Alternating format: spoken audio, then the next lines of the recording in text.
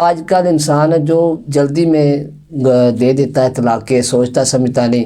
ہمیں یہ ہماری صلاح فرمائے کہ ہمیں کب، کس طرح اور کتنی دیر بعد طلاقیں دینی چاہیے، کس طرح طلاقیں دینی چاہیے، سوچ سمجھ کے دینی چاہیے کہ ویسے دے دینی چاہیے. بعد میں بڑے لوگ پچھتاتے ہیں کہ ہم نے یہ کیوں کر دیا. پھر بعد میں علماء کے پاس آ جاتے ہیں، علماء کو کہتے ہیں ہم نے طلاقیں دے دی، ہمیں گنجائش دیں. پھر گنجائش کا تو وقت ہی نہیں رہتا. اسلام نے ہمیں بچے کے کان میں اذان سے لے کر بے شک دفنانے تک ہر مسئلے میں گائیڈ کیا ہے. بے شک. ٹھیک ہے، اس سے چاہے وہ نکاح کا مسئلہ ہے، طلاق کا مسئلہ ہے، ساری اس میں آ جاتی. اسلام نے کہا کہ اولاً تو طلاق دینی ہی نہیں، اس کا کوئی الٹرنیٹ حل سوچنا ہے. بالکل ٹھیک ہے، بالکل. بیوی کو بھی کہا ہے اور شوہر کو بھی کہا ہے. شوہر کے بارے میں فرمایا کہ اللہ کے نزدیک حلال کاموں میں سے سب سے برا جو کام ہے وہ طلاق ہے. بے شک. پوائنٹ ٹو بی نوٹڈ، حلال کاموں میں جو سب سے برا ہے وہ طلاق ہے.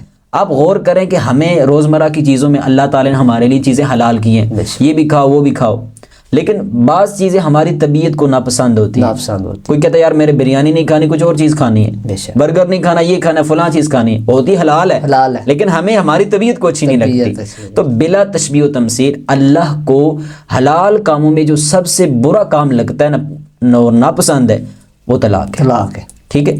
دوسری جانب دیکھا جائے تو عورت کے لیے فرمایا وہ عورت جو بغیر کسی وجہ کے طلاق لیتی ہے، خلا مانگتی ہے اپنے شوہر سے، فرمایا وہ جنت کی خوشبو بھی نہیں سونگھ سکتی. اللہ اکبر. اللہ. اندازہ کرے اس لیول تک ہمیں شریعت نے کہا.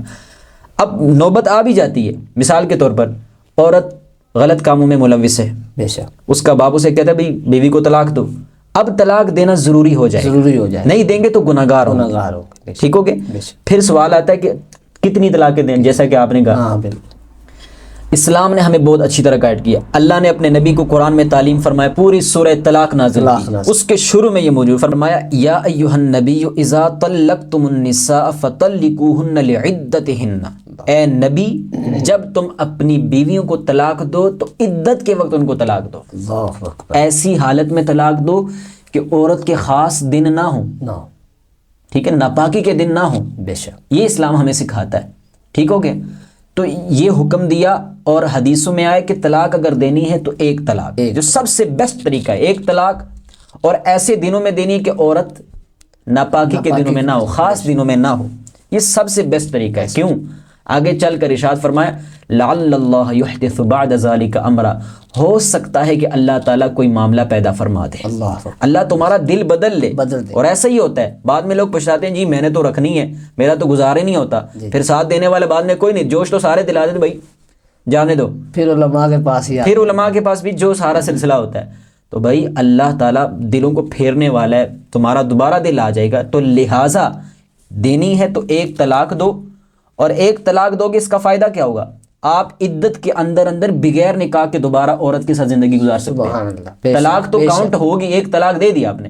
دوسری طلاق کا بھی یہی ہے کہ آپ نے 2 طلاقیں دے دی، دوسری بھی دے دی، تو کیا ہوگا؟ آپ کے 2 طلاق تو کاؤنٹ ہو گئے، لیکن عدت میں آپ اس کے ساتھ زندگی گزار سکتے ہیں. دوبارہ آپ کا اس کے ساتھ ملنا، آپ کو اس کو دیکھنا، آپ کو اس کو ٹچ کرنا، یہی رجوع اور یہی ایک سمجھے کہ نکاح ہوتا ہے. ٹھیک ہے. لیکن جب 3 طلاقیں دے دی تو اب وہ عورت آپ کے لیے حلال نہیں رہی، حرام ہو جاتی ہے. ٹھیک ہو گیا.